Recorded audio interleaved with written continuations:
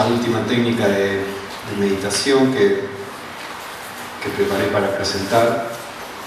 Hay algunas otras, un par más, pero que son mucho más específicas, no necesariamente útiles para muchas personas. Así que preparé las que me parecían que podían ser de una aplicación más general.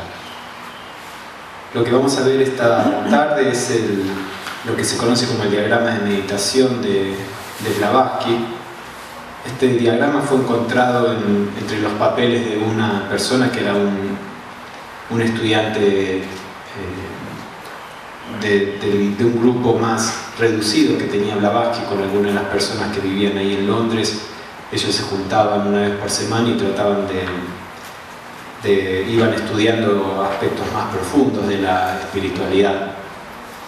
Entonces encontraron este diagrama se encontró entre uno de sus papeles después que murió, y no tenemos ningún tipo de explicación acerca de él. Pero es bastante evidente el diagrama en sí, excepto por algunas cosas. La idea general del diagrama es el tratar de forzarnos a vivir, porque esto no es solo un diagrama de meditación para practicar en nuestro cuarto. Este diagrama de meditación en realidad propone una meditación como en general la concebimos, retirados del mundo, y después una actitud que tenemos que mantener durante la vida diaria. Entonces la idea es forzar a la conciencia a percibir el mundo como lo percibe el ser interno, o como lo percibiría el ser interno. Un problema que tenemos como conciencia es que estamos habituados a percibir las cosas de cierto modo, y ese hábito nos condiciona. Por ejemplo, en una época la medicina decía que el ser humano no puede correr más rápido que cierta velocidad, que era fisiológicamente imposible superar esa velocidad. Y durante mucho tiempo en las carreras, en las Olimpiadas, no se superó esa marca. Hasta que un día una persona la superó, y después, año tras año, hay personas superándolas. Hay muchos ejemplos de creencias o hábitos de pensamiento, de cómo nos pensamos a nosotros mismos, que constituyen un obstáculo en sí mismo para el desarrollo. Entonces nuestra conciencia, como la conciencia cerebral, esta conciencia de vigilia que tenemos, se desarrolla desde que somos bebés en contacto con el cuerpo físico, y a través del cuerpo físico lentamente nos vamos habituando a considerar la vida y nosotros mismos de cierta forma. Es por eso que, por ejemplo, cuando hemos intentado hacer la meditación en el corazón con los ojos cerrados, es muy difícil percibir, poner la conciencia como si estuviéramos mirando desde la región del corazón hacia el mundo. Cerramos los ojos y seguimos teniendo la imagen que estamos mirando al mundo desde nuestra cabeza. Cuando con los ojos cerrados, en principio podríamos imaginar que estamos en cualquier posición del cuerpo, pero fíjense cuán difícil es el posicionarse en otro lugar que en la cabeza, donde en general están centrados nuestros sentidos, o los principales sentidos. Entonces esto muestra que el hábito de conciencia, el hábito de percepción, genera un obstáculo. De hecho, por ejemplo, Annie Besant cuenta en un libro que cuando las personas se tornan conscientes en el plano astral, en uno de los planos internos, que dice que la percepción se puede dar a través de todo el cuerpo, pero que las personas en general perciben solo enfrente de ellas, donde está acostumbrada a tener los ojos y demás, aunque en el cuerpo astral no tiene ojos como nosotros los tenemos físicos, y que lleva un tiempo hasta que la persona puede habituarse a percibir a través de todo el cuerpo. Eso, de nuevo, es simplemente por una cuestión de hábito de percepción. Y Krishnamurti decía algo similar. Él decía, existe como una alfombra, y nosotros estamos habituados a mirar la punta de la alfombra. Desde que nacimos nos hemos criado mirando la punta de la alfombra, y viene alguien y nos dice, miren la totalidad de la alfombra, pero no sabemos cómo mirar la totalidad, porque estamos acostumbrados a mirar solo la punta, que en cierto modo es similar al mito de la caverna, de Platón, ¿no? Estamos acostumbrados a mirar las sombras, e incluso si alguien nos dice da vuelta la cabeza y mirá, existe otro mundo, no lo podemos hacer. Es como en la meditación, decimos, bueno, percibamos del corazón. Es fácil decirlo, pero después cuando intentamos no lo podemos hacer, o sea, requiere un esfuerzo. Entonces, todo esto viene al cuento de el hábito que se genera en nuestra conciencia de percibir las cosas desde el cuerpo, con las limitaciones del cuerpo. Este diagrama de meditación trata de romper con ese hábito y de forzarnos a generar un hábito distinto, a percibir la vida de una forma distinta, como la percibe el ser interno, que no tiene las limitaciones que tiene el cuerpo físico. Entonces eso es lo que vamos a ir examinando esta tarde. Como pueden ver en el diagrama que tienen ahí en el cuadernillo, en la última hoja, en las primeras oraciones, Blavatsky da una breve indicación de una meditación que uno puede hacer durante las mañanas, por ejemplo. Ella dice, primero concibe la unidad por expansión en el espacio y en el tiempo infinito, ya sea con o sin autoidentificación. Esto lo hemos practicado, una de las modalidades de esta meditación las hemos practicado cuando estábamos hablando sobre la percepción de la unidad. Entonces la idea es comenzar tratando de tener cierta percepción de la unidad, ya sea, ella dice, con o sin autoidentificación. No sabemos qué quiere decir eso, pero yo creo cuando uno hace la práctica ve que hay como dos formas de hacer esta meditación. Como les decía el día que trabajamos sobre la meditación sobre la unidad. Una es sintiendo que nosotros estamos en el centro y que todo el espacio se expande y nosotros nos expandimos con el espacio. Es decir, es como que estamos adentro del espacio, que somos el espacio que se va expandiendo. Y la otra es como sentir que estamos por afuera del espacio, como que estamos mirando hacia abajo y vamos abarcando más y más áreas, pero estamos siempre por afuera, por arriba. Creo que en ese caso podría llegar a ser sin autoidentificación, estamos trascendiendo el espacio. Pero como sea, la idea es primero hacer un esfuerzo por concebir la unidad. Y después ella dice, entonces medita lógica y consistentemente sobre esto en referencia a los estados de conciencia. Esto también uno puede tratar de especular qué quiere decir porque es una frase muy sintética.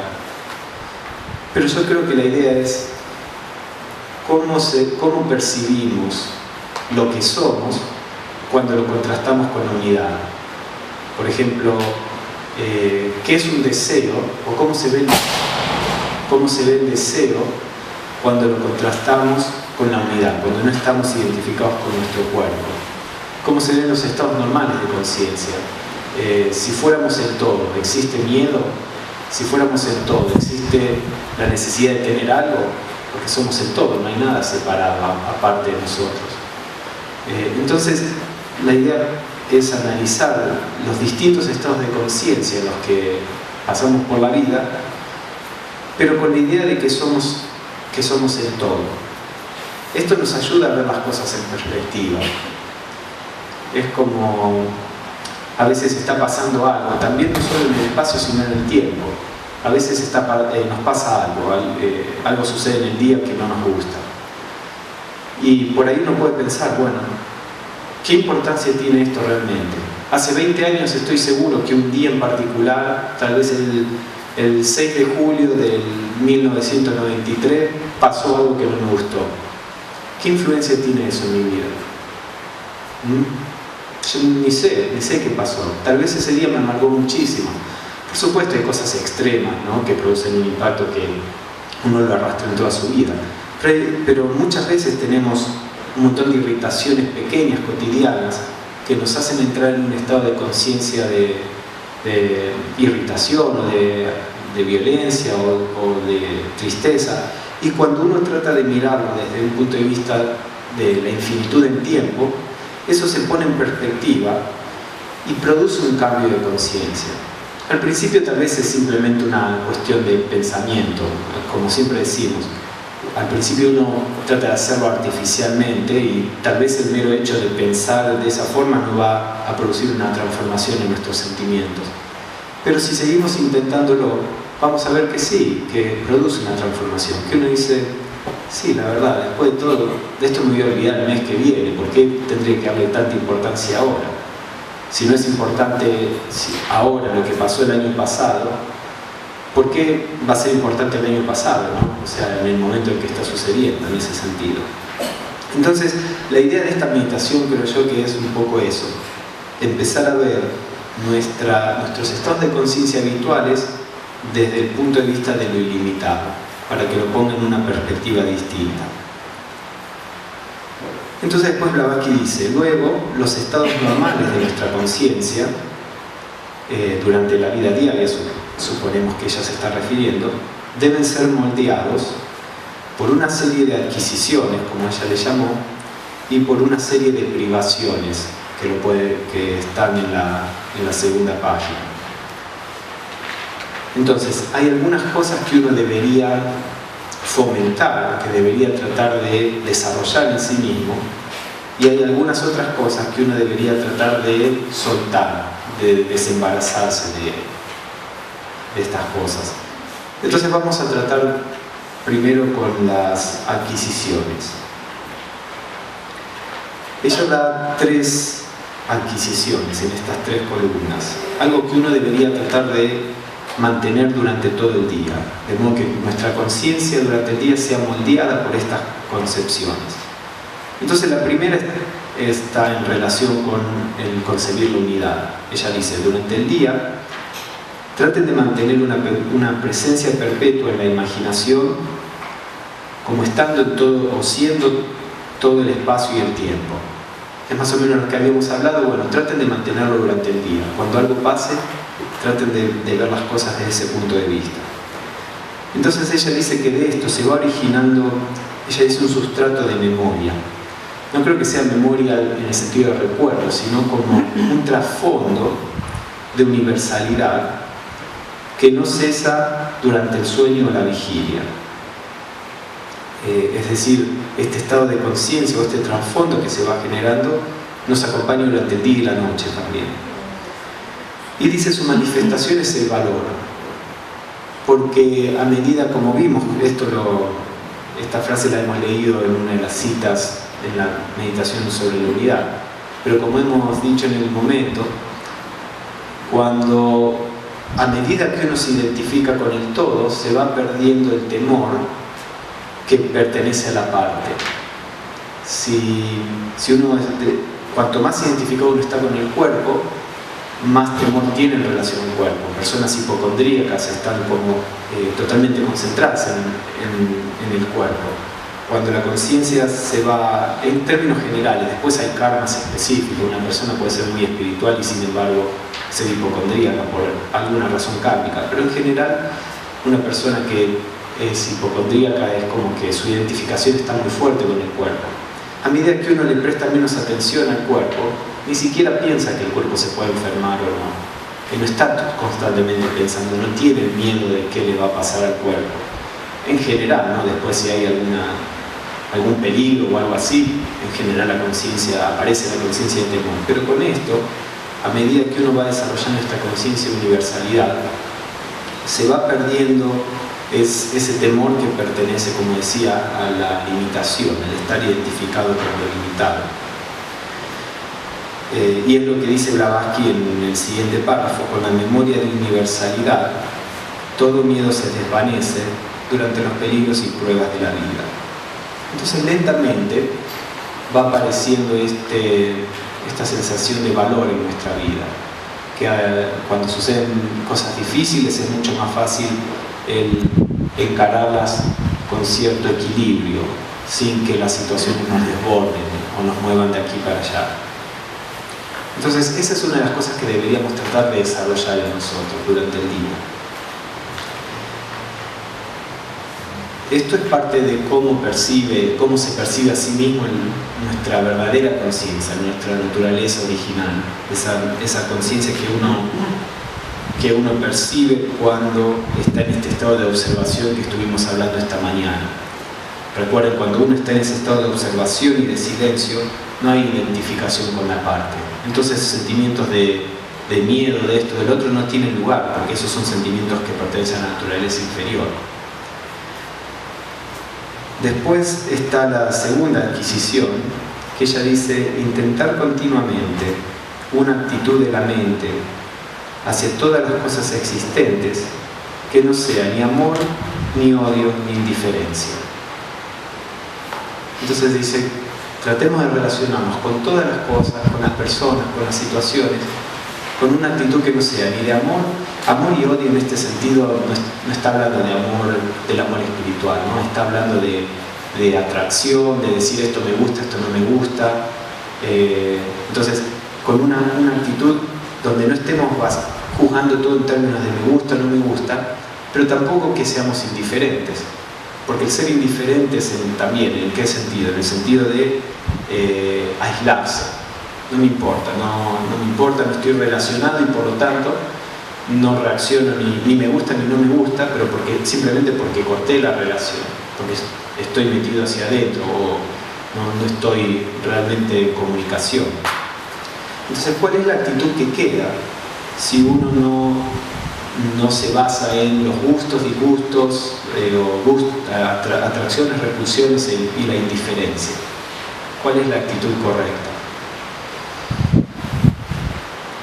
No necesariamente para que lo contesten, pero piensen, ¿cuál es la actitud correcta cuando uno se relaciona con las cosas, las personas, el trabajo, sin estar basados o sin basarse en las atracciones, repulsiones o sin ser indiferente? Es un estado de equilibrio, de ecuanimidad, de desapego. Desapego no en el sentido de indiferencia, sino uno está ahí, se relaciona, pero de modo ecuánime, equilibrado. Eso es más o menos lo que hablábamos esta mañana de cómo uno debe observar sus pensamientos, en este estado de ecuanimidad donde no hay reacción a lo que uno ve. Entonces, lentamente uno debería tratar de desarrollar esta habilidad de relacionarse con las cosas sin estas reacciones. Pero ella aclara, no es que uno debe tomar todas las cosas como si todas fueran lo mismo. Ella dice, uno debe ser diferente hacia cada persona, cada actividad, cada situación en la actividad externa, ya que en cada uno la capacidad cambia. Es decir, no es que uno tiene que perder la inteligencia y la habilidad de relacionarse con el medio, pero mentalmente uno debe ser lo mismo hacia todos, con equilibrio y calma constante. Eso es lo más difícil, porque en general es fácil tratar de autoimponerse una idea donde todo está bien, todas las personas son iguales, tratemos a todos igual, pero la vida no es así. La vida presenta muchas veces situaciones donde tenemos que actuar. Hay veces que hay cosas que son erróneas y que nosotros tenemos que solucionarlo, enfrentarlo enfrentarlo en el sentido de afrontarlo, de tratar de resolverlo. Entonces esto no es que uno externamente debe tener esa actitud que nos haría incapaces de relacionarnos con el mundo. Internamente uno tiene que tener la capacidad de permanecer calmo. Pero cuando hay una situación externa que tiene que ser resuelta, uno lo resuelve para un lado o para el otro, siempre desde un trasfondo de no reacción. Hay un cuento zen que habla un poco de este aspecto. Un maestro le dice a su discípulo que había un asesino en el pueblo que estaba matando a muchas personas y se estaba generando un karma muy malo. Entonces le dice el maestro al discípulo, ve y mata al asesino para evitar que siga arruinándose su vida. Entonces el monje va con una espada, se enfrenta al asesino y cuando lo está por matar, el asesino lo insulta y lo escupe. Entonces el monje baja la espada y se vuelve al templo. Cuando el maestro le pregunta si hizo lo que tenía que hacer, él dijo que no. Entonces el maestro le pregunta, ¿por qué? ¿Qué pasó? Bueno, cuando lo estaba por matar, el asesino me escupió, me insultó y yo me enojé. Entonces lo iba a matar porque estaba enojado y no porque era mi deber o por un acto de compasión. Entonces esa es un poco la actitud. A veces hay que hacer ciertas cosas, por supuesto no matar a una persona, esto es, la idea de los cuentos es para ir a un extremo y mostrar más gráficamente el mensaje, pero a veces hay que hacer ciertas cosas, pero uno lo tiene que hacer desde la actitud mental correcta, desde este estado de ecuanimidad.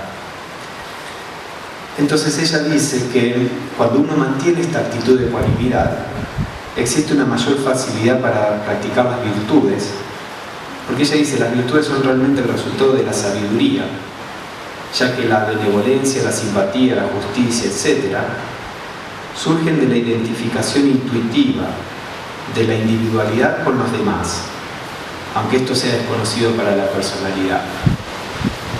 ¿Qué quiere decir esto? Que la sabiduría, las virtudes, como hemos dicho, no son tanto una cuestión de adquirir una virtud desde afuera, sino que a medida que nos identificamos con el todo y a medida que reducimos las acciones personales, las virtudes van aflorando naturalmente, porque esas son nuestra verdadera naturaleza. Entonces, ampliamos nuestra conciencia, comprendemos nuestra relación con el todo, disminuimos las reacciones personales, y eso es ser virtuoso. Entonces, en esas condiciones, el amor, el equilibrio, la paz, la sabiduría se expresan naturalmente. Entonces, esta es la segunda adquisición. La tercera adquisición también es interesante y dice que uno debería tratar de desarrollar la percepción, una percepción real, de que todos los seres encarnados, todas las situaciones de la vida son intrínsecamente limitadas. Muchas veces uno tiene muchas expectativas de las personas, de las situaciones, de las circunstancias en las que nos vemos envueltos.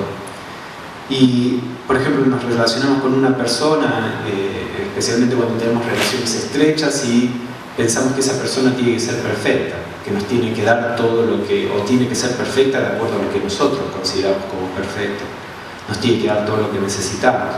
Y cuando la persona falla en algunos aspectos, nos sentimos defraudados, porque pensamos que no debería ser así, que la persona debería ser como nosotros suponemos que debería ser. No solo en la pareja, sino también con los compañeros de trabajo, en la organización, en la rama de la sociedad, en donde sea. Entonces, Blavatsky dice, uno debería ver, darse cuenta cómo el mero hecho de estar encarnado pone limitaciones a la personalidad, a la conciencia. Lo pasa a nosotros también. ¿Cuántas veces, si nosotros pudiéramos ser como todo lo que sabemos, como todo lo que aspiramos, la mayoría de nosotros serían sabios, seríamos adeptos. Pero después, cuando tratamos de ponerlo en práctica, encontramos todas las limitaciones. Entonces, la idea es que vayamos desarrollando esta capacidad, porque eso nos da una tolerancia, eso nos da cierta tolerancia. Y de nuevo, Blavatsky vuelve a decir algo similar a lo que ella dijo en la otra adquisición.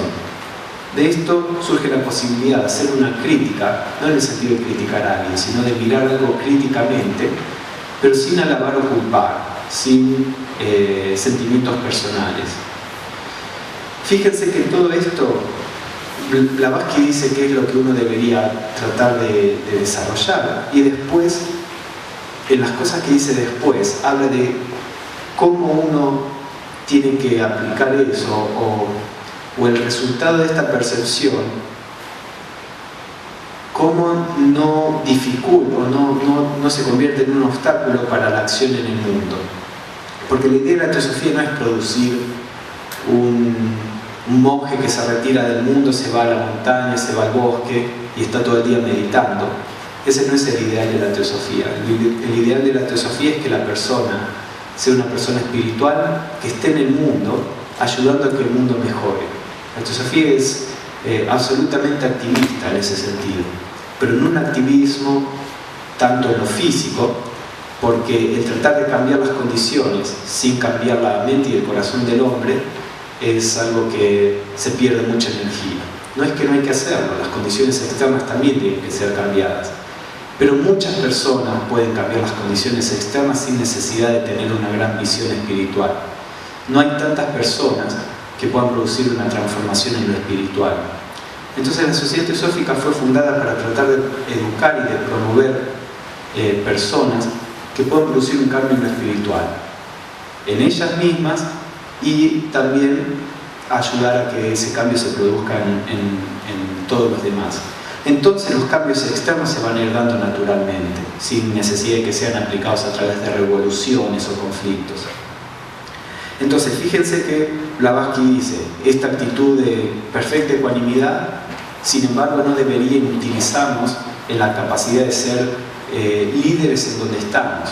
No líderes en el sentido de yo soy el mejor o esto o lo otro, sino de ser fuerzas que producen una transformación en el medio.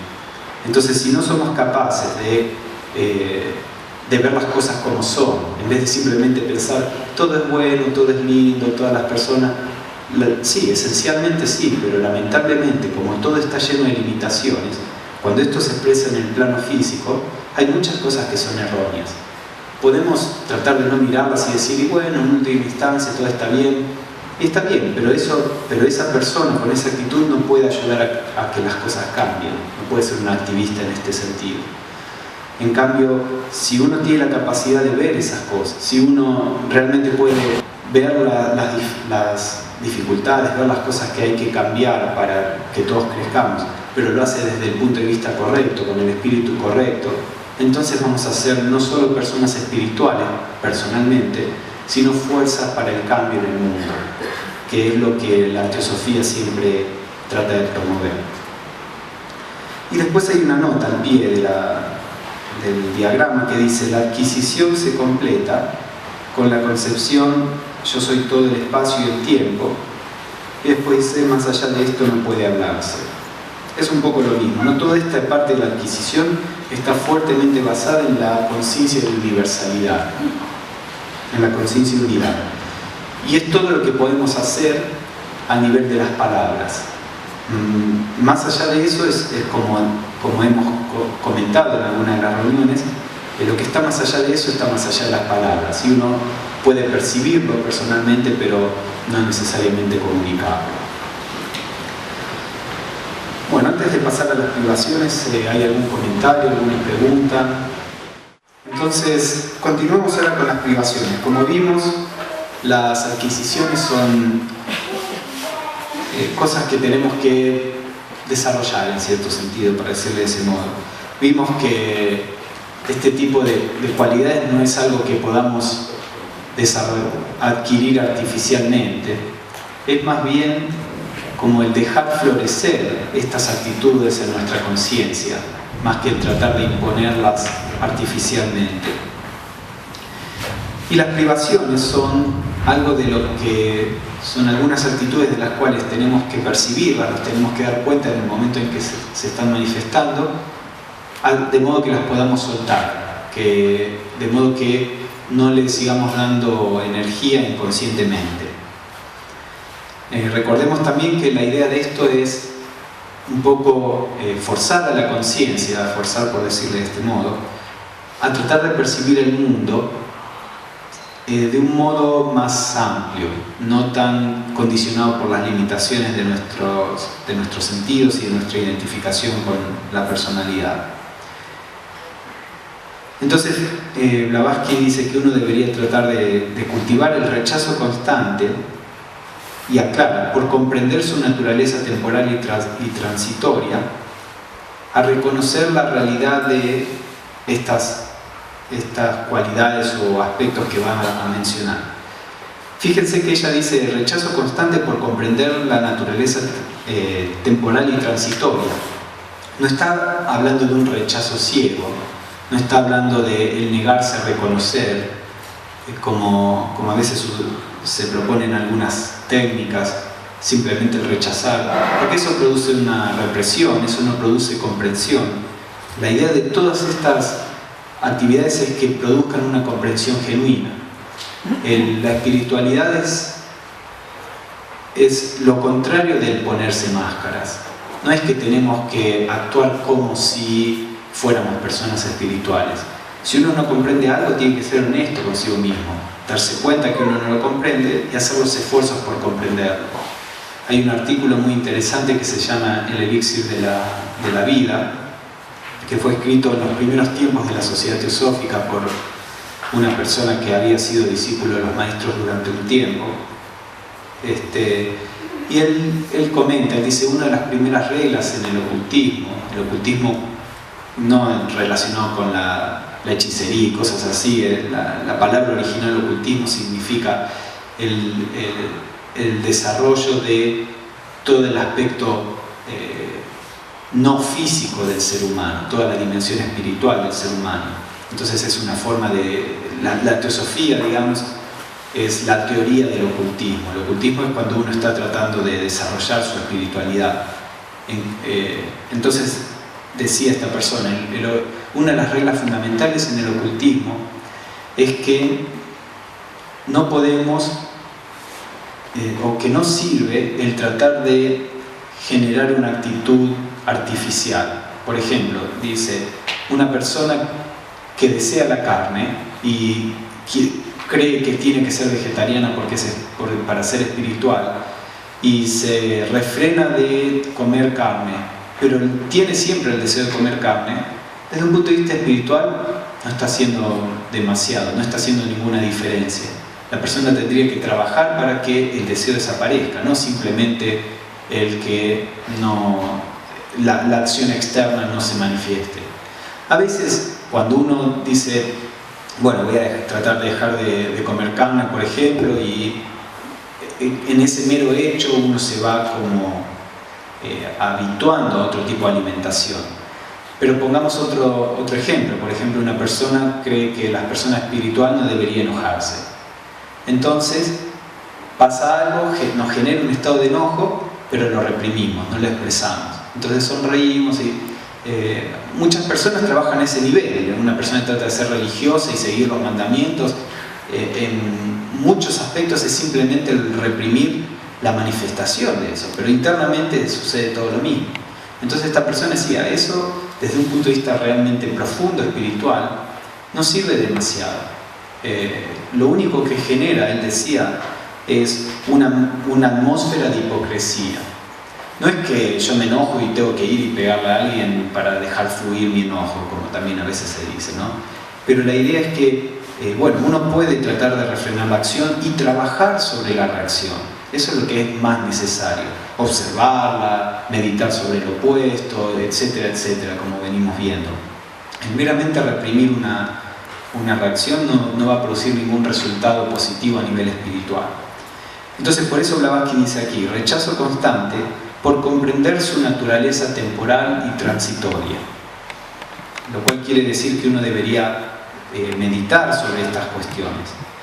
Y dice entonces, rechazo constante a reconocer la realidad de separaciones y encuentros, de asociaciones con lugares, tiempos y formas. La idea de separarnos o de encontrarnos está netamente basada en nuestra identificación con el cuerpo, nuestra identificación con lo condicionado. Y es obvio que nos encontramos con algunas personas cuando vamos a un lugar y que nos vamos, y es natural que haya ciertos sentimientos cuando nos encontramos y cuando nos vamos. Pero deberíamos tratar de trabajar de nuevo sobre esta conciencia de universalidad para tratar de trascender la fuerte identificación con el cuerpo y la asociación con lugares, con situaciones. Esto también se va dando todo gradualmente, no es que uno de un día para el otro va a poder lograrlo, pero a medida que se va meditando sobre esto, que se va trabajando, esto es un trabajo integral, entonces va apareciendo esa actitud más, no sé si llamarle desapegada, porque la palabra desapego en muchas personas genera la idea de indiferencia, de desamor. La palabra desapego en realidad significa que uno no se queda enganchado. Puede haber mucho amor por una persona, por un lugar, por cosas por el estilo, pero en general, en nosotros, además del amor, hay otros elementos personales que confundimos con el amor y creemos que si esos elementos personales no están ahí es porque no hay amor. Eso es porque percibimos a nivel personal. A nivel personal, si uno no le importa estar con una persona es porque no ama a la persona. Si uno ama a la persona, entonces necesita estar con la persona. Pero existe un estado de conciencia superior en donde puede haber un profundo amor y sin embargo una aceptación de que en momentos uno puede estar con la persona o en otros momentos uno no está con la persona. Entonces, todo esto se tiene que ir dando naturalmente. Uno no debería tratar de imponerse una actitud. Uno tiene que ser absolutamente honesto y aunque este sea el ideal, uno tiene que reconocer lo que verdaderamente está pasando y observar lo que está pasando, observar las reacciones y, como decía, tratar de reflexionar sobre el tema, tratar de reflexionar sobre las circunstancias, meditar en el opuesto, meditar sobre la idea de universalidad. Todo un trabajo integral va a ir produciendo un verdadero resultado. Entonces, Blavatsky dice que a medida que uno va logrando esto, que a medida que la asociación con lugares y con el cuerpo y con situaciones empieza a ser más y más débil gradualmente, dice, va resultando en la ausencia de anhelos fútiles, ¿cómo se dice? Fútiles, de expectativas, recuerdos tristes, desesperación, etc. Esto es parte también del desarrollo de una actitud de ecuanimidad. Entonces, este es un aspecto. El otro aspecto es la distinción amigo y enemigo. Me gustan estas personas, no me gustan estas personas, estoy con estos, no estoy con los otros. Esta cuestión de distinción entre amigo y enemigo. ¿Por qué distinguimos un amigo de un enemigo? ¿A quién decimos que son nuestros amigos? Aquellos con los que la relación es placentera, porque tengo una afinidad emocional o mental o de vivencias. Y enemigos son aquellos, por supuesto siempre tenemos extremos, ¿no? Pero en general, o enemigos o personas que no consideramos nuestros amigos porque no tengo una relación placentera. Debería ser el hecho de que la relación sea placentera o no nuestra vara de medición para ver si una relación es correcta o es apropiada o no, o es necesaria o no. Muchas veces pasamos toda nuestra vida en si algo me gusta o no me gusta. Y muchas veces lo correcto es algo que no me gusta. ¿Y a quién es al que no le gusta? Como hemos ido viendo en todas estas meditaciones. El no gustarme es una reacción del cuerpo emocional y de la vida elemental, de la conciencia elemental de ese cuerpo emocional. Como decíamos en una de las primeras reuniones. Una persona dice, a mí me gusta el calor, a mí no me gusta el calor. En realidad es al cuerpo. Algunos cuerpos se sienten confortables con el calor, otros cuerpos se sienten más confortables con el frío. La conciencia elemental del cuerpo reacciona, es decir, el caballo sobre el cual vamos montando le gusta más una cosa o la otra. Eso no quiere decir que nos guste a nosotros o no nos guste a nosotros. Con esto de nuevo, todo esto tiene que ir dándose de un modo natural. No es que uno debe producir un estado de esquizofrenia. Y si uno trata de imponerse cosas de un modo artificial, sí, pueden pasar todo tipo de cosas. Pero si uno trata de ir siendo sincero y de ir reflexionando, comprendiendo, estas cosas se van dando naturalmente. Entonces Blavatsky dice que a medida que uno rechaza la distinción, rechaza relacionarse con las personas basadas en la distinción entre amigo y enemigo, se va produciendo una ausencia de enojo y prejuicio. Y de nuevo, ella dice, reemplazado por el discernimiento. No es que uno desarrolle una mente que es incapaz de discernir. No dice, todo es lindo, todo es bueno, todo está bien. Uno tiene discernimiento, uno ve algo que es correcto y algo que es incorrecto. Pero no hay una reacción condicionada por lo que considero mi amigo o mi enemigo de acuerdo a mis gustos y repulsiones. Es como decía el Dalai Lama cuando el año pasado, en octubre, la Sociedad Teosófica invitó en Estados Unidos, la Sociedad Teosófica invitó al Dalai Lama a dar unas charlas.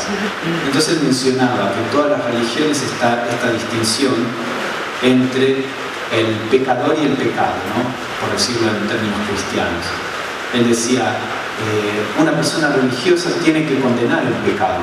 Una persona religiosa no tiene que fomentar el pecado o dejarle que el pecado destruya cosas. Pero al mismo tiempo tiene que tener una profunda compasión por el pecador. Entonces esta es la distinción de la que Blavatsky está hablando aquí. Uno tiene que tener el discernimiento de qué es correcto y qué es incorrecto. pero al mismo tiempo uno tiene que tener este estado de ecuanimidad donde puede comprender que debido a que existen limitaciones, las personas hacen cosas erróneas. Es como hablábamos en una de las reuniones. El ser interno de todas las personas es puro, es espiritual, tiene las mejores intenciones, pero cuando no está en un grado de desarrollo suficiente, no puede manejar la personalidad, no puede manejar el caballo que está montando. Entonces la personalidad es por naturaleza egoísta, porque viene de la evolución animal. Entonces la personalidad de esta persona va a hacer cosas destructivas, no porque esencialmente la persona sea mala, sino porque esencialmente su naturaleza divina no puede influir la personalidad. Entonces uno puede condenar una acción que sea negativa, pero no necesita condenar a la esencia de la persona, ¿no? Entonces uno puede tratar de ayudar a la esencia de la persona al mismo tiempo que está tratando de solucionar, si es parte de lo que tiene que hacer, una situación externa. Después la otra privación es el rechazo constante a creer en la realidad de las posesiones. También tenemos como estamos identificados con el cuerpo, tenemos la idea de que algunas cosas son nuestras. Me acuerdo, había en una casa que tenía una quinta donde yo iba los fines de semana, había como una fuente con agua y había dos pájaros de distintas especies. Uno de los pájaros se había adueñado de la fuente. Entonces cuando venía el otro pájaro, este pájaro lo sacaba, no lo dejaba acercarse a la fuente y decía, esta fuente es mía. En realidad la fuente no es del pájaro, pero él se la asoció y entonces estaba echando a todos los otros pájaros. En muchos sentidos hacemos lo mismo nosotros. Nosotros artificialmente decimos, esto es mío. Podemos poner todas las justificaciones. Yo me la gané, yo llegué primero, yo lo compré, etcétera, etcétera.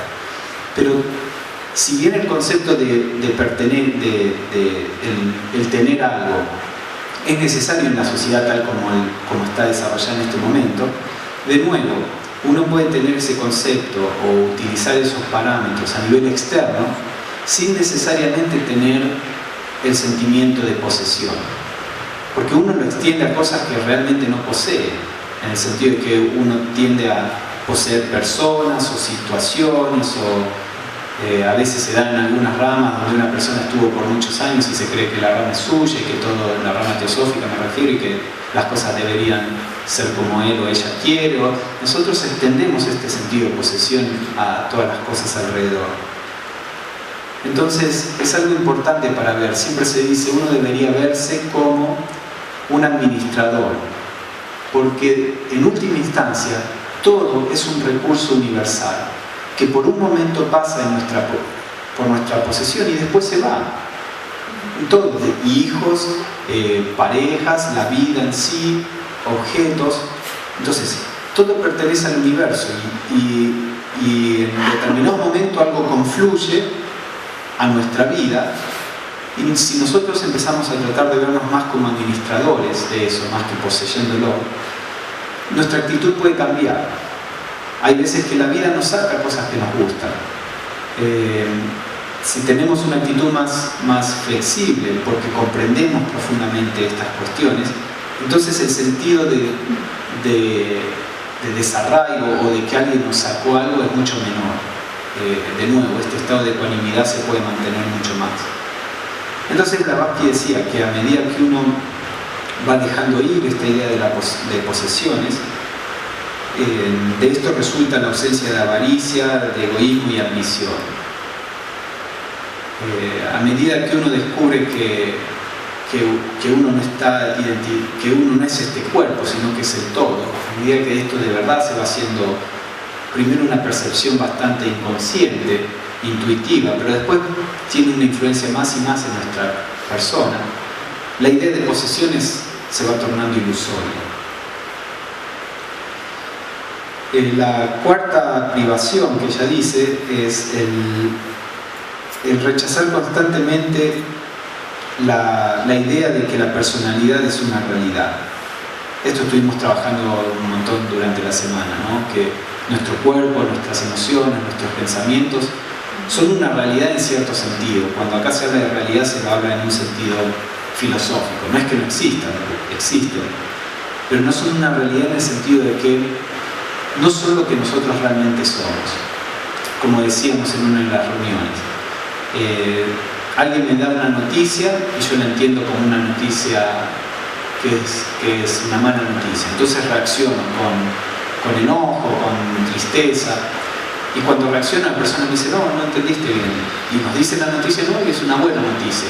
Y ahí reacciono con alegría y esto. ¿Cuál es la realidad de lo que realmente soy? ¿Soy la persona enojada? ¿Soy la persona real? Eso cambia constantemente. ¿O somos aquello que está por detrás a lo cual estos estados le pueden suceder?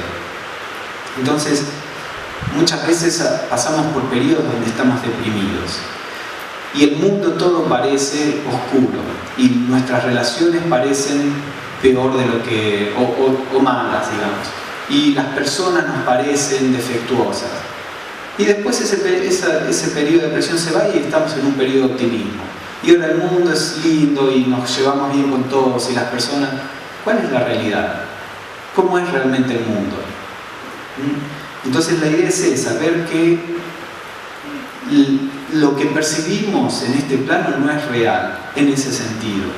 Cuando uno va viendo la relatividad de lo real, entonces es mucho más flexible. Uno sabe, bueno, mi percepción en este momento está condicionada por esto, así es como lo percibo, es mi realidad personal, pero no quiere decir que sea la realidad absoluta. No quiere decir que sea el modo en que las cosas son. Entonces somos mucho más flexibles, no nos aferramos tanto a nuestra reacción del momento, a nuestra percepción del momento. Entonces los procesos dejan de producir un impacto tan profundo necesariamente, ¿no? De nuevo, la vida es muy variada y como lamentablemente muchas veces tenemos que crecer a través del sufrimiento, siempre encuentro una forma de apretar los botones, como dicen en inglés, de hacernos reaccionar, de pisar nuestros puntos o de tocar nuestros puntos débiles. Pero en términos generales uno va adquiriendo una capacidad de no ser tan movidos por la vida de un lado para el otro. Y la última privación es el rechazo constante a pensar que las sensaciones son reales. De nuevo, es más o menos lo que estábamos hablando. Entonces, dice, de esto resulta, de la personalidad, cuando uno no está tan aferrado a la personalidad, dice, resulta la ausencia de vanidad, de remordimiento, etc.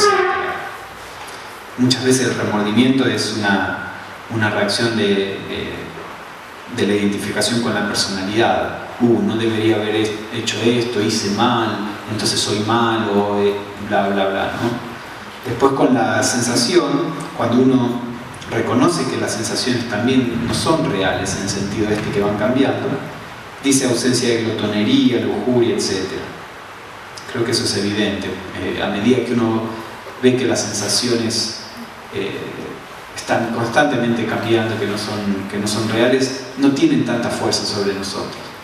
Sabemos que ahora tenemos una sensación y que después vamos a tener otra y hay como se produce como una separación de estas. Entonces, sí, nos gustaría hacer esto, pero si vemos que no es correcto, que no es saludable, y lo podemos dejar ir, porque no estamos tan concentrados en la sensación, no creemos, la sensación no tiene tanto poder sobre nosotros. Sabemos que se va a ir, en 10 minutos la sensación se desapareció. Y si lo hubiéramos seguido, hubiéramos hecho algo erróneo o algo insalubre, por algo que en 10 minutos no está más ahí, desaparece, o 10 minutos o lo que sea.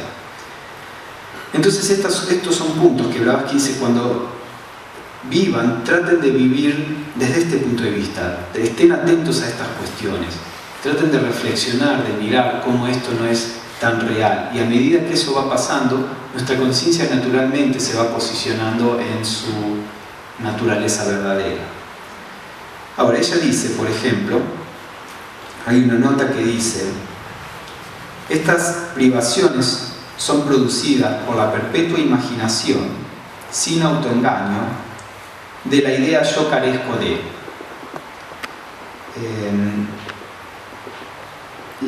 Aquí cuando dice estas privaciones son producidas por la perpetua imaginación sin autoengaño, la idea, a veces se recomienda la meditación de, como hemos hecho nosotros, yo no soy las sensaciones, yo no soy las emociones, yo no soy el cuerpo. Esto puede producir un autoengaño, o decir yo soy el todo, como hemos hablado en algunas de las reuniones, que a veces en algunos movimientos de la nueva era se dice somos dioses y esto y lo otro, pero se está refiriendo como que la personalidad es perfecta, que la personalidad es el Dios, cuando la verdad es lo opuesta. Somos dioses, por lo tanto no somos la personalidad.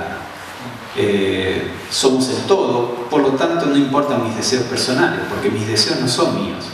Entonces, ¿por qué le voy a prestar importancia especial a los deseos que se producen a través de esta personalidad si yo soy el todo?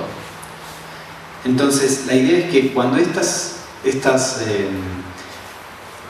enseñanzas espirituales son tomadas del modo incorrecto, o tal vez por personas que no tienen la maduración suficiente, pueden producir el efecto opuesto. Entonces la persona dice yo soy el todo, por lo tanto yo soy Dios, no me vengan a decir nada, ¿entienden? Puede generar una arrogancia, puede generar lo opuesto de lo que está diseñado a generar. Del mismo modo, yo carezco de deseo, yo carezco de esto, yo carezco del otro. Si es algo que nos estamos tratando de imponer y no somos honestos con lo que en realidad somos y con lo que es todavía un ideal, también se puede producir un total autoengaño. Y después nos decimos que carecemos de deseo y pasa algo en la vida y colapsamos porque vemos que no somos lo que estábamos imaginando que éramos. Por eso es muy importante siempre mantener los pies sobre la tierra. Una cosa es el ideal, que es la dirección hacia la que caminamos. Y otra cosa es dónde estamos.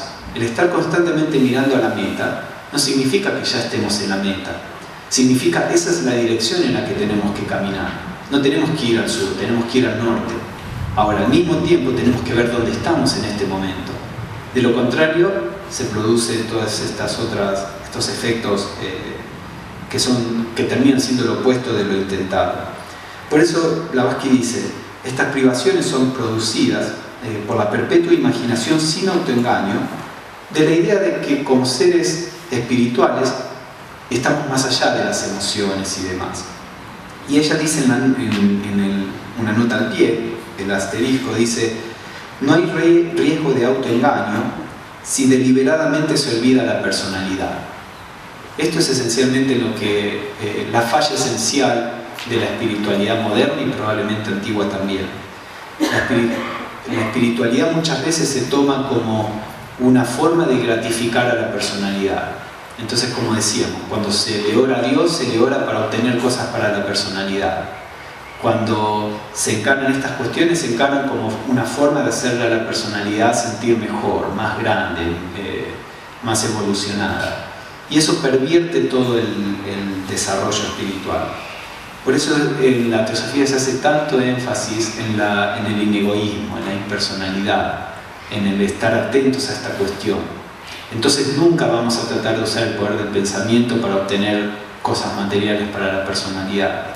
Nunca vamos a pensar que nosotros como personalidad somos dioses, cuando se entiende correctamente estas cosas. A veces pasa también dentro de la sociedad teosófica. Esto es parte de la naturaleza humana y en todos los estratos dentro de la sociedad teosófica, en la ciencia, en la política, en el budismo, en todos los estratos, somos todos seres humanos iguales. Por supuesto, algunos movimientos tratan de promover algunas cosas, otros. Tal vez lo que promueven algunos movimientos es erróneo y entonces es más fácil que la gente caiga en actitudes incorrectas, pero en última instancia todos somos lo mismo y esto se puede manifestar en cualquier persona y en cualquier circunstancia. Entonces debemos estar atentos. Entonces les leo la nota completa, dice, estas privaciones son producidas por la perpetua imaginación, tal vez es un modo de decir, el tratar de tener constantemente la conciencia, sin autoengaño, de que estamos más allá de las necesidades, a nivel ser interno, no a nivel personal. el reconocimiento de que ellas son la fuente de esclavitud, ignorancia y conflicto. La privación es completada por la meditación de yo soy sin atributos. Esto es más o menos lo que hicimos en alguna de las meditaciones. Cuando uno llega a ese estado de silencio, que decíamos, ese silencio no tiene marcas, no tiene atributos. En ese silencio no existe el dolor, no existe el conflicto, no existe el pensamiento de soy esto, soy lo otro. El estado de silencio es un estado que es completo en sí mismo. Y cuando es un silencio genuino, no tiene ningún atributo y a la vez tiene todo. Entonces, a medida que uno va descubriendo que puede existir en ese estado, se va produciendo esta conciencia. Yo no soy la parte que tiene cualidades, atributos. Yo soy aquello que es puro y que por lo tanto es el todo. Y después hay una nota general que dice todas las pasiones y virtudes de las que estamos hablando se mezclan entre ellas. El diagrama es simplemente a los fines de poder trabajar sobre esto de un modo más o menos sistemático, pero siempre tienen que ser trascendidos, nunca hay que aferrarse demasiado a los diagramas. Una vez que se comprende el sentido, hay que dejarlo atrás. Lo mismo con esto. Bueno, esto es una forma de ponerlo, se podría poner de muchas otras formas, pero la idea es el espíritu que está por detrás. ¿Hay algún comentario, alguna pregunta sobre esto? Este diagrama podría servir como base de trabajo para la vida diaria, independientemente de las técnicas que hemos estado viendo. Algo más general, digamos. Sí, creo que la técnica en particular que este diagrama recomienda es primero esta técnica de tratar de percibir la unidad por cualquier medio que ustedes, que les sea más útil a ustedes, sea tratando de expandir la conciencia o por otros medios, ¿no? En las distintas, por ejemplo, a veces la técnica de tratar de trascender las sensaciones físicas, después emociones, pensamientos y quedar en ese estado de silencio donde todos somos iguales, genera un sentimiento de unidad. O todas las distintas técnicas pueden tender a generar este sentimiento de unidad. Lo importante es comenzar con eso, comenzar en este diagrama, comenzar con la idea de universalidad en tiempo y en espacio. Entonces esa sería más o menos la técnica. Después, tratar de contrastar nuestra vida, cómo se ve nuestra vida desde esta perspectiva de lo universal. Y después las adquisiciones y privaciones se pueden practicar en la vida diaria, en nuestro diario vivir. Pero sí, básicamente, como hemos visto, todas las meditaciones tienden a lo mismo, por distintos caminos, utilizando distintas cualidades. Algunas personas son más devocionales y se van a sentir atraídas a un tipo de meditación, otras personas son más intelectuales o por alguna razón tienen más afinidad con una técnica o la otra. Todas estas técnicas que vimos apuntan a lo mismo. No todas las técnicas de meditación apuntan a lo mismo. En otros, digamos, en la religiosidad del mundo, hay técnicas que apuntan a producir un beneficio físico, hay técnicas que apuntan a producir efectos psíquicos. No es que toda meditación es espiritual en ese sentido o apunta a lo mismo, pero todas estas meditaciones teosóficas apuntan al mismo estado, esencialmente. Entonces uno puede utilizar cualquiera de ellos. Y después, como decía, pueden elegir, bueno, esta semana voy a practicar una de estas cuestiones. Y recuerden que el practicar no es el imponerse artificialmente. El practicar es el estar atentos a un aspecto en particular. Entonces empecemos primero, como uno empieza cuando uno investiga algo, empecemos primero por observar.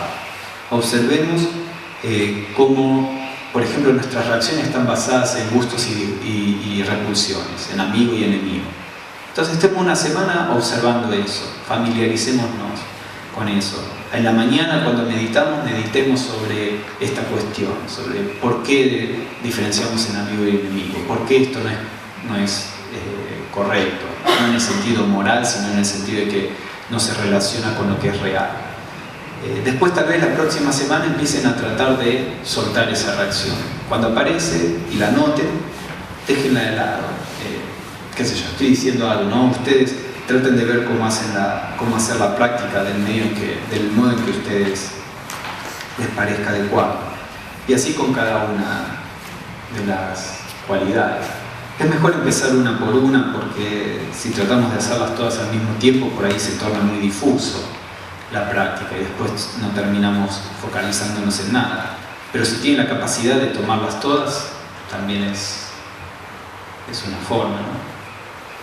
A ver, allá.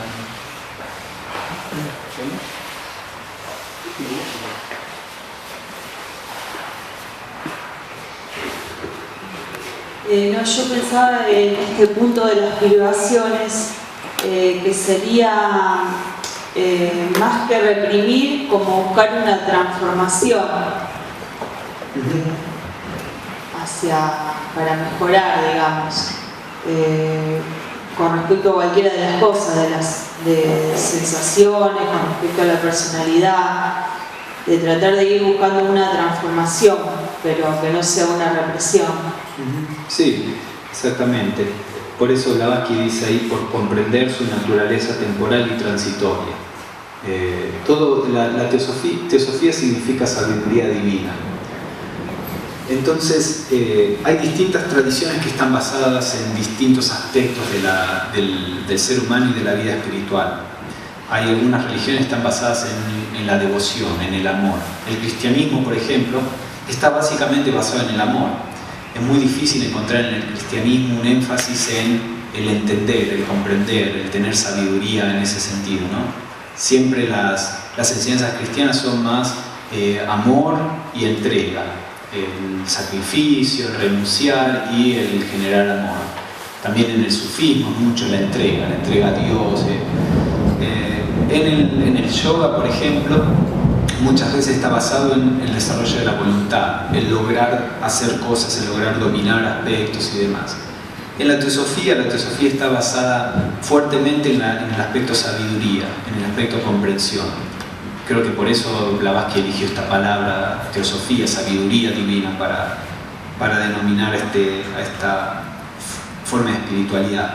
Entonces, todo lo que se hace en la teosofía está fuertemente tenida por el desarrollo de una profunda comprensión. Por eso Blavatsky acá dice rechazo constante, no a través del ejercicio de la voluntad, aunque la voluntad tiene que estar ahí, no a través del ejercicio de la entrega y la resignación en un sentido espiritual, aunque eso también tiene que estar ahí, pero es a través del comprender la naturaleza temporal y transitoria que uno va a tener la fuerza para hacerlo, que uno va a tener la entrega de corazón, ¿no? Si las tradiciones que son serias pueden producir estos resultados por cualquiera de los métodos, a través del amor, a través de la voluntad, a través de la comprensión, pero bueno, como decía, la teosofía está muy orientada, o el enfoque teosófico, a la parte de la comprensión. Entonces, la represión no tiene lugar en el enfoque teosófico, aunque como es más difícil comprender que reprimir, muchas veces recurrimos a eso, pero eso no es efectivo en términos generales. Hay otra persona y después vamos a... Sí, pensaba en el hecho de que si bien, digamos, nuestro mecanismo tiene que ver con la autorreflexión, que también poder pensar esta autorreflexión, porque en relación a otros, desde el lugar en que nos complementamos y nos construimos con otros, muchas veces por ahí nos es más fácil hasta ver los errores o muchas cosas en relación al otro, digamos, a la mirada que vamos construyendo con el otro. Entonces también poder ir pensando en estos ámbitos de reflexión, de meditación, en lo grupal, también brindar ese espacio hacia la palabra o hacia la mirada del otro. Es decir, que este trabajo que parece tan individual, no individualista, sino individual, también poder ponerlo de manifiesto en nuestros ámbitos cotidianos, digamos, poder generar espacios de reflexión, de meditación frente a determinadas decisiones que tomamos grupalmente, de poder intercambiar a través de esa mirada, de darle tiempo a cada una de las decisiones que vamos tomando, no solo en lo personal, sino también en lo grupal, como abrir el espectro también, digamos. Sí, de hecho esa es una característica teosófica también. La Sociedad Teosófica, cuando fue fundada, se organizó con ramas y grupos de estudio y fue fundada sobre la idea de la fraternidad universal, en contraposición a la idea de la espiritualidad como un camino individual. Por ejemplo, en el hinduismo, muchas veces, especialmente en el pasado, ahora se está cambiando la modalidad en ciertos aspectos, pero las personas van al templo, ellos hacen su propio ritual y se vuelven a su casa. No hay una cuestión de estudiar juntos, de discutir, de ayudarnos unos a otros en ese sentido, no simplemente ayudarnos emocional o materialmente, que a veces es necesario también. Cuando la Sociedad Teosófica fue fundada, lo primero que se hizo fue generar grupos de estudios, algo que no era común en absoluto. Se generó un sistema de educación pública en lo espiritual y se generaron las charlas, pero no solo las charlas, sino los grupos de estudio. Cuando uno ve, por ejemplo, cómo el budismo se ha difundido en Occidente, siempre, y el hinduismo también, y muchos movimientos, están muchas veces centrados alrededor de un maestro que le enseña a los demás. Y los demás tienen muy poca relación entre ellos. Toda la relación es de las personas con el maestro, pero no es una interrelación entre las personas en general. Entonces es mucho más fácil, todos queremos a este maestro, todos vamos, nos escuchamos, nos sentamos, lo escuchamos, tenemos muy poca interacción, tenemos muy poca fricción y nos sentimos que estamos en una comunidad y todos hacemos lo que el maestro dice. Eso atrae a muchas personas porque es más fácil, es más confortable, alguien nos está diciendo qué tenemos que hacer y no tenemos que pensar por nosotros mismos. Pero en la Sociedad Teosófica, si bien tenemos algunas instancias donde una persona explica, como por ejemplo en este caso, eso no es el principal objetivo. La célula principal de la Sociedad Teosófica es la rama, el estudio en grupo, la interacción en las sedes. Ahí es donde tenemos que aplicar todas estas cosas. Porque estudiar es muy fácil, yo lo estudio en internet, me bajo el libro, lo leo, no me confronto con nadie, genero mis ideas, mis teorías, pero la realidad empieza cuando tenemos que aplicarla en un grupo. Entonces yo creo que eso es fundamental y que la Sociedad Teosófica nunca debería caer en la tendencia de que las personas dejen de relacionarse y de trabajar juntas.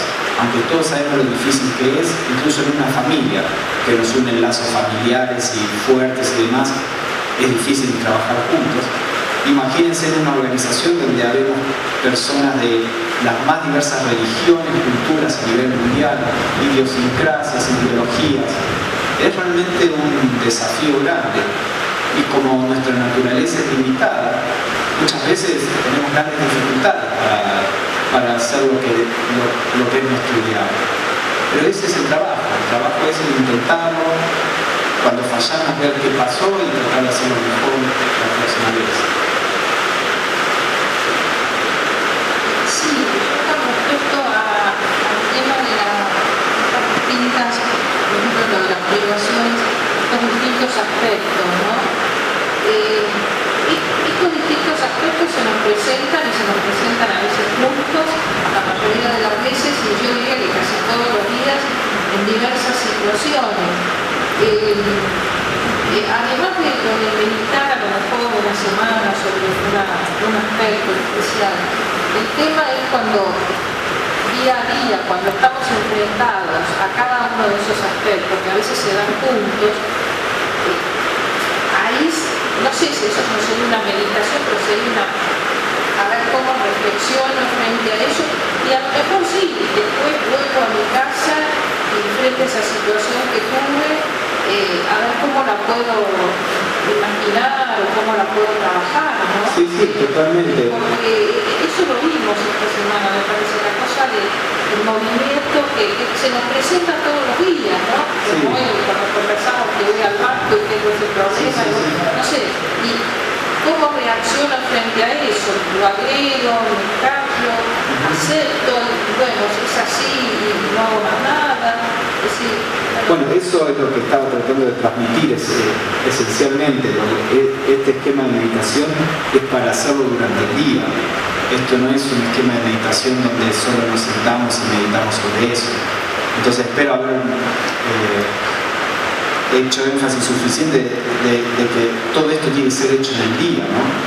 Y después la meditación en nuestro cuarto es como un complemento de eso, pero como cuando hablamos de las virtudes, de la práctica de las virtudes, la idea es, uno puede meditar sobre una virtud, pero después hay que practicarla en el día, si no, la meditación en la virtud no tiene ningún sentido. Entonces sí, totalmente.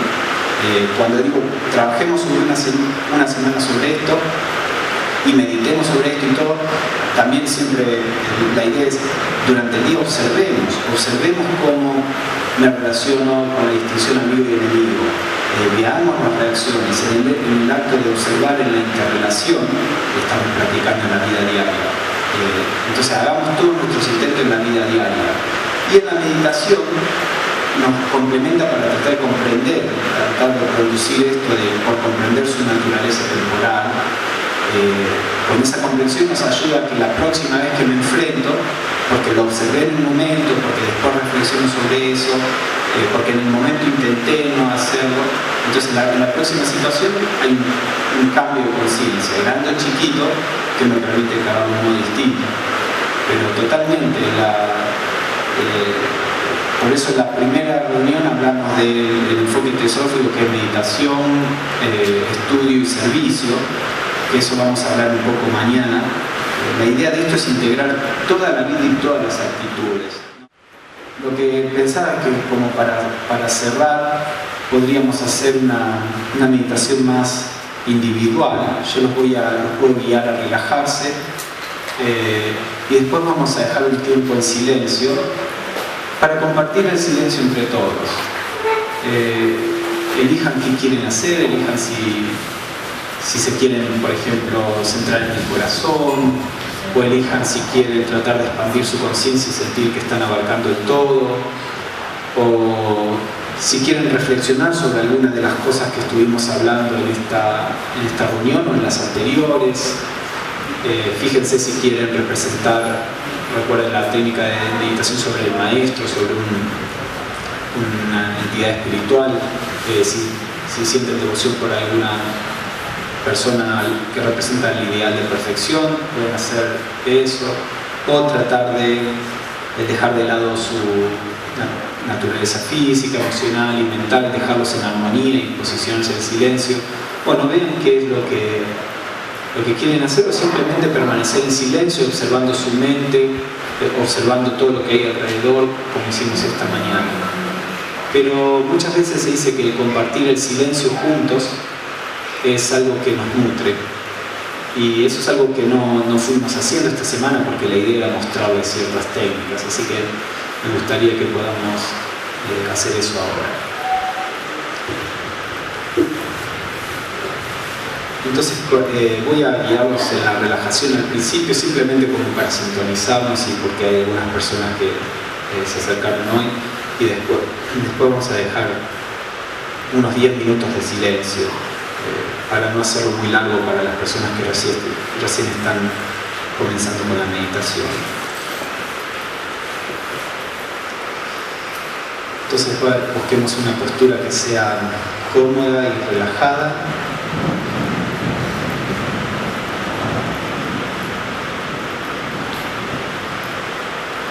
Dejemos que la respiración se vaya haciendo lenta y rítmica de un modo natural.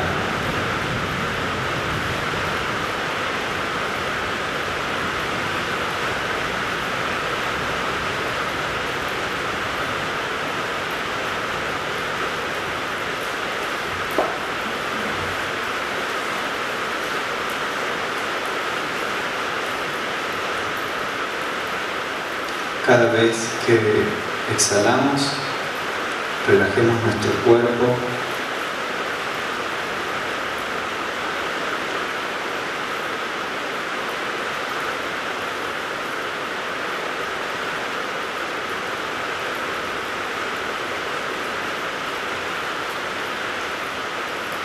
Sintamos que dejamos ir, que soltamos las tensiones, sean físicas, emocionales, mentales.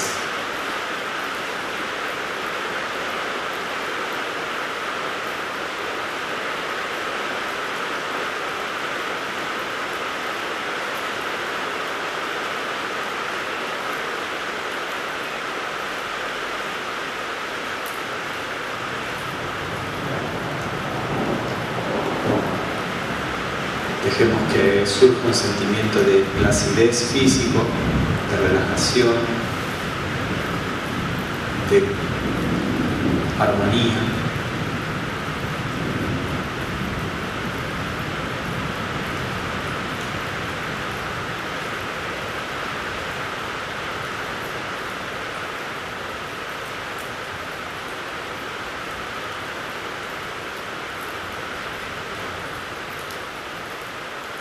Dejemos que esa armonía también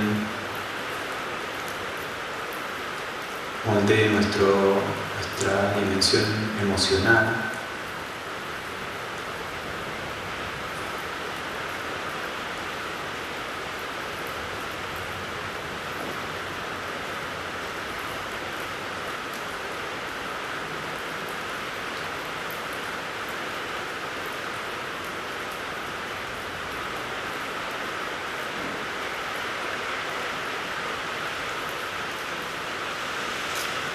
Y dejemos que esa armonía también penetre en nuestra mente,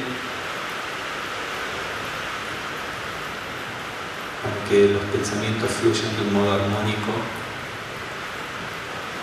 y ordenado.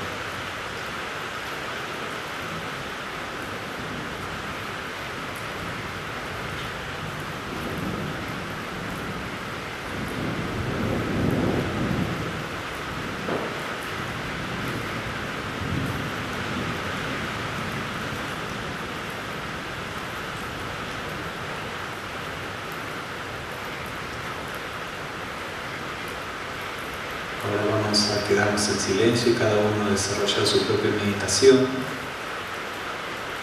Y ustedes pueden terminar la meditación en cualquier momento y simplemente quedarse serenos hasta que la meditación grupal concluya.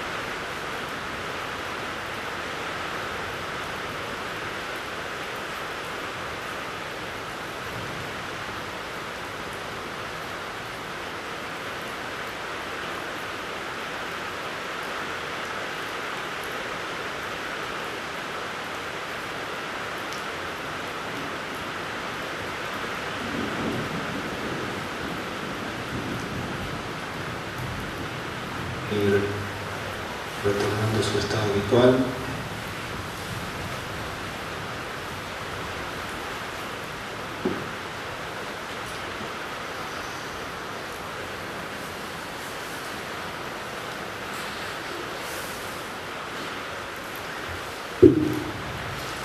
Bueno, entonces mañana vamos a hacer el cierre y al mediodía también tenemos almuerzo, así que vamos a estar hasta el almuerzo. Muchas gracias a todos y nos vemos.